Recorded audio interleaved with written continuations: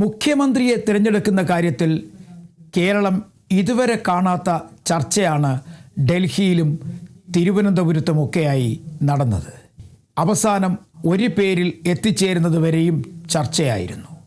എന്തായാലും ഇത്തരം ചർച്ചകൾ സാധാരണഗതിയിൽ നടക്കുന്നത് ഘടകകക്ഷികളുടെ കാര്യത്തിലാണ്. ഘടകകക്ഷികളെ അനുനയിപ്പിക്കുന്ന കാര്യത്തിലാണ് വലിയ തരത്തിലുള്ള ചർച്ചകൾ സാധാരണ ഉണ്ടാവുക. ഒന്നുകിൽ മന്ത്രിപദം നൽകുന്ന കാര്യത്തിൽ, അതല്ലെങ്കിൽ വകുപ്പുകളുടെ കാര്യത്തിൽ. എന്നാൽ ഇതിൽ നിന്നെല്ലാം വ്യത്യസ്തമായി മുഖ്യമന്ത്രിയെ കണ്ടെത്തുന്ന കാര്യത്തിലാണ് വലിയ തരത്തിൽ ചർച്ച നടന്നത്. സാധാരണ കോൺഗ്രസ് പറയുന്നൊരു പതിവുണ്ട്, മുഖ്യമന്ത്രിയെ നേരത്തെ പ്രഖ്യാപിച്ച് വോട്ട് പിടിക്കുന്നൊരു രീതി കോൺഗ്രസ്സിനില്ല എന്ന്.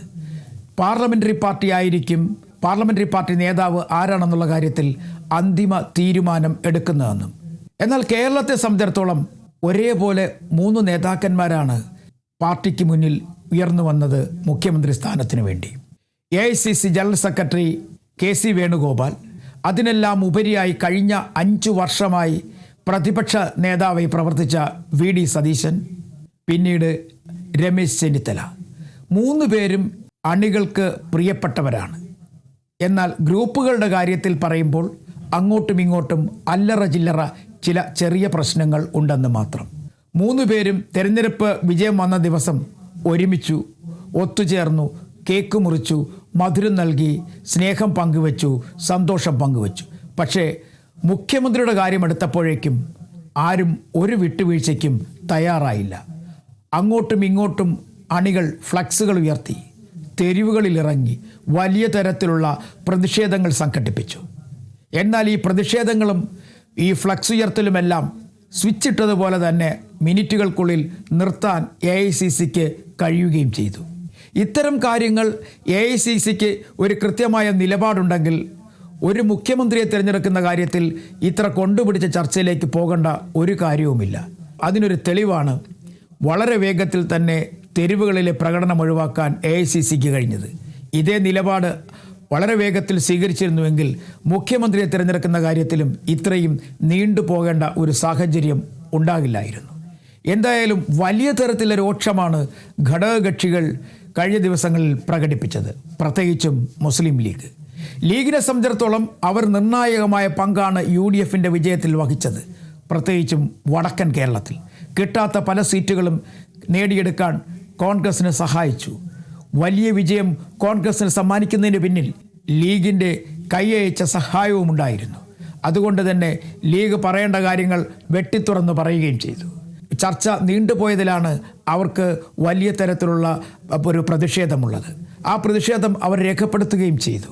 കാരണം സാധാരണഗതിയിൽ നിന്ന് വ്യത്യസ്തമായി 10 ദിവസവും 11 ദിവസവും വരെയൊക്കെ ഒരു ചർച്ച നീണ്ടുപോവുക, ഒരു മുഖ്യമന്ത്രിയെ കണ്ടെത്തുവാൻ ഹൈക്കമാൻഡിന് പോലും കഴിയാതിരിക്കുക, ഇതൊക്കെ ഒരു വലിയ തരത്തിലെ ചർച്ചയാക്കി മാറ്റുക, ഇതിനോടൊക്കെയുള്ള വിയോജിപ്പ് അവർ കൃത്യമായി നേതാക്കന്മാരെ അറിയിക്കുകയും ചെയ്തിട്ടുണ്ട്. മാത്രവുമല്ല, ലീഗിനെ സംബന്ധിച്ചിടത്തോളം മുഖ്യമന്ത്രി ആരെന്നറിഞ്ഞാൽ തൊട്ട് പിന്നാലെ അവരുടെ മന്ത്രിമാരെ തീരുമാനിച്ചവരെ വെച്ചിട്ടുണ്ട്, അവരത് പ്രഖ്യാപിക്കുകയും ചെയ്യും. അത്തരത്തിലാണ് കഴിഞ്ഞ ദിവസം അവർ യോഗം ചേർന്നതും. RSPക്കും ഇതുതന്നെയാണ് പറയാനുള്ളത്. മന്ത്രിസ്ഥാനത്തിനപ്പുറത്തേക്ക് വലിയ തരത്തിൽ വിജയം കൈവരിക്കാൻ RSPക്ക് കഴിഞ്ഞിരിക്കുന്നു. 3 ഇടങ്ങളിൽ RSP വിജയിച്ചു എന്നതിനപ്പുറം അവർക്ക് വലിയ തരത്തിലൊരു വിജയം നേടിയെടുക്കാൻ കഴിഞ്ഞത് അവർക്ക് വലിയ തരത്തിലുള്ള ആവേശമാണ് പകരുന്നത്. അതുകൊണ്ട് തന്നെയാണ് RSPയും വലിയ തരത്തിലുള്ള വിമർശനം ഉന്നയിക്കുന്നത്. എല്ലാം ജനങ്ങളോടുള്ള വെല്ലുവിളി എന്നാണ് ലീഗും RSPയും പറഞ്ഞു വെച്ചതും.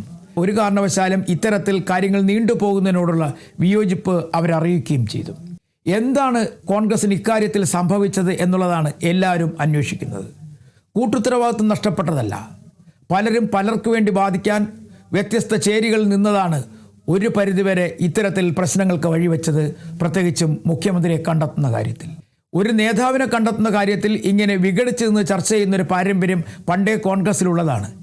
എന്നാൽ ഇത്രയധികം ഭൂരിപക്ഷം കിട്ടിയിട്ടും ഒരു നേതാവിനെ കണ്ടെത്തുന്ന കാര്യത്തിൽ വൈകിയത്, നേതാവിനെ തിരഞ്ഞെടുക്കുന്ന കാര്യത്തിൽ ഒരു ഏകീകൃത സ്വഭാവമുള്ള ഒരു തീരുമാനത്തിൽ എത്തിച്ചേരാൻ കഴിയാത്തതൊക്കെ തന്നെ കേരളം വലിയ തരത്തിൽ ചർച്ച ചെയ്തു എന്നുള്ളതാണ് ഏറ്റവും ശ്രദ്ധേയമായ കാര്യം.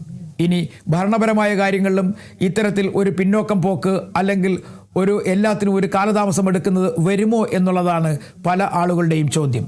എന്തായാലും കാത്തിരുന്ന് കാണാം.